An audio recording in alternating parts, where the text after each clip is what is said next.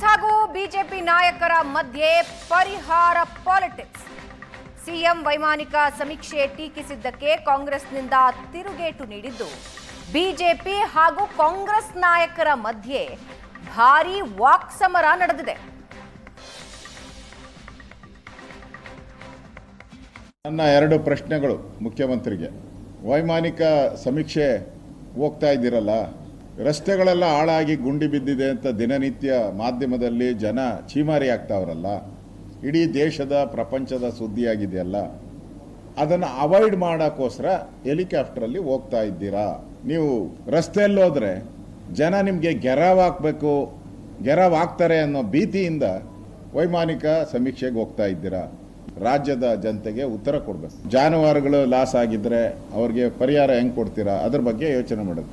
ಯಾವ ಸೀಮೆ ಸರ್ಕಾರ ಇದು? ಇತ್ತ ಜನರ ಪಾಲಿಗೂ ಸತ್ತೋಗ್ಬಿಟ್ಟಿದ್ದಾರೆ ಈ ಸರ್ಕಾರ. ಬಿಜೆಪಿ ಅವರ ಹಿಂದಿನ 4 ವರ್ಷ ಅವಧಿನಲ್ಲಿ ಯಡಿಯೂರಪ್ಪ ಅವರು ಭಾಳ ಸ್ಪಷ್ಟವಾಗಿ ಹೇಳಿದ್ರು, ನೀವು ಹೆಂಗೆ ಬೇಕೆ ಹಾಗೆ ನೀವು ರಿಪೋರ್ಟ್ಗಳು ಕೊಡಬೇಡಿ, ನನ್ನ ಹತ್ರ ನೋಟ್ ಪ್ರಿಂಟ್ ಮಾಡೋ ಮಿಷಿನ್ ಇಲ್ಲ ಅಂತ ಹೇಳಿದವರು.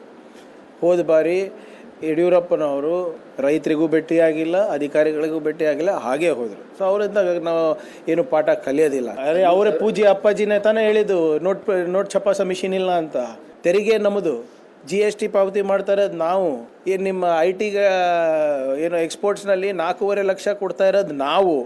ಏನು ದೊಡ್ಡ ಉಪಕಾರ ಮಾಡ್ತಾ ಇದ್ದೀರಾ ನೀವು? ನಮ್ಮ ಬೆವರಿಗೆ ತಕ್ಕ ಬೆಲೆ ಕೊಡಿ ಅಂತ ಇದ್ದೀವಿ ಅಷ್ಟೇ. ಏನು ಕಷ್ಟಪಟ್ಟು ಕನ್ನಡಿಗರು ಬೆವರು ಸುರಿಸ್ತಾ ಇದಾರಲ್ಲ, ಅದಕ್ಕೆ ಕೂಲಿ ಕೇಳ್ತಾ ಇರೋದು ಸ್ವಾಮಿ, ಪುಕ್ಸಟೆ ಏನು ಕೇಳ್ತಾ ಇಲ್ಲ. ನಮ್ಮ ಜವಾಬ್ದಾರಿಯನ್ನು ಮುಗಿಸಿ ನಮ್ಮ ಕೈಲಿ ಎಷ್ಟು ಹಣ ಆಗ್ತದೆ ಅದು ಕೊಟ್ಬಿಟ್ಟು ಕೇಳ್ತಾ ಇರೋದು. ನೀವು ಎಲ್ಲರೂ ಸೇರಿ ಹೋಗಿ ಅಲ್ಲಿ ಸರ್ಕಾರಕ್ಕೆ ಒತ್ತಾಯ ಹಾಕೋದು ಬಿಟ್ಟು ಅಲ್ಲಿ ಕೇಳೋ ನಿಮಗೆ ತಾಕತ್ತು ಇಲ್ಲ, ದಮ್ಮಿಲ್ಲ. ಅಲ್ಲಿ ಹೋಗಿ ತೋರಿಸಿ ನಿಮ್ಮ ಪೌರುಷ. ಇಷ್ಟೇ ಹೇಳ್ತೇನೆ ಮುಖ್ಯಮಂತ್ರಿಗಳಿಗೆ, ದಯವಿಟ್ಟು ರೈತರ ವಿಚಾರದಲ್ಲಿ ಈ ರೀತಿ ಉದಾಸೀನತೆ ಬೇಡ. ನಿಮ್ಮ ಸ್ವಕ್ಷೇತ್ರದಲ್ಲಿ ಚಿತ್ತಾಪುರದಲ್ಲಿ ಪರಿಸ್ಥಿತಿ ಏನಾಗಿದೆ ದಯವಿಟ್ಟು ಸಮಯ ಕೊಡಲಿ. ಆಮೇಲೆ ರಾಜ್ಯ ಅಂತಾರಾಷ್ಟ್ರೀಯ ಮಟ್ಟದವ್ರು ಮಾತಾಡಲಿ. ಅದಾದಮೇಲೆ ಹುಳುಕನ್ನು ಮುಚ್ಚಿ ಹಾಕಿಕೊಳ್ತಕ್ಕಂಥ ಸಲುವಾಗಿ ಕೇಂದ್ರದ ಮೇಲೆ ದೂರ್ತಕ್ಕಂಥ ಒಂದು ಚಾಳಿ ಕಾಂಗ್ರೆಸ್ ಸರ್ಕಾರ ಬೆಳೆಸ್ಕೊಂಡಿದೆ ವಿನಃ ನಾನು ಯಾಕೆ ಮತ್ತೆ ಹಿಂದೆ BJP ಸರ್ಕಾರ ಯಡಿಯೂರಪ್ಪರು ನೆನಪು ಮಾಡ್ಕೊಳ್ತೇನೆ ಅಂತ ಹೇಳಿದ್ರೆ, ಒಬ್ಬರೇ ಇದ್ರು ಕ್ಯಾಬಿನೆಟ್ ಎಕ್ಸ್ಪೆನ್ಷನ್ ಕೂಡ ಆಗಿರಲಿಲ್ಲ. ಪಾಪ ಯಡಿಯೂರಪ್ಪರು ಒಬ್ಬಂಟಿ ಆದರೂ ಸಹ ಕಾರಜೋಳ ಅವರು ಎಲ್ಲ ನಮ್ಮ ಮುಖಂಡರನ್ನು ಕರ್ಕೊಂಡು ಬೆಳಗಾವಿ ಇರ್ಬೋದು, ರಾಯಚೂರು ಇರ್ಬೋದು, ಯಾದಗಿರಿ ಇರ್ಬೋದು, ಪ್ರತಿ ಜಿಲ್ಲೆಗೂ ಕೂಡ ಭೇಟಿ ನೀಡಿದ್ದಾರೆ.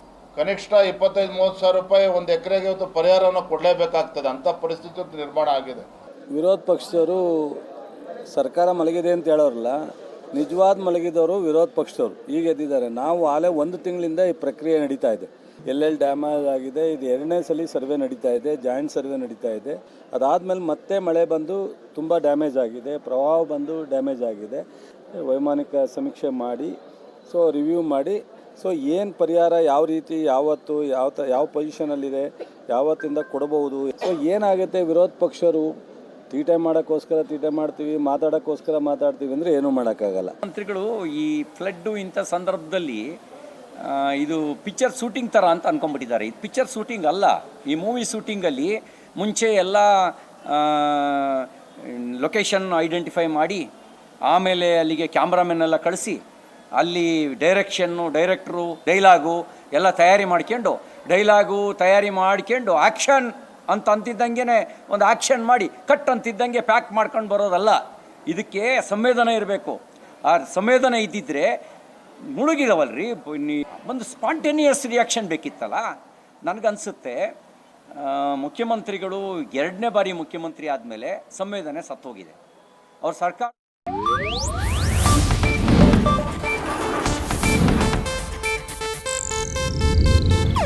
ಇದು ಏಷ್ಯಾನೆಟ್ ನ್ಯೂಸ್ ನೆಟ್ವರ್ಕ್ ಪ್ರಸ್ತುತಿ.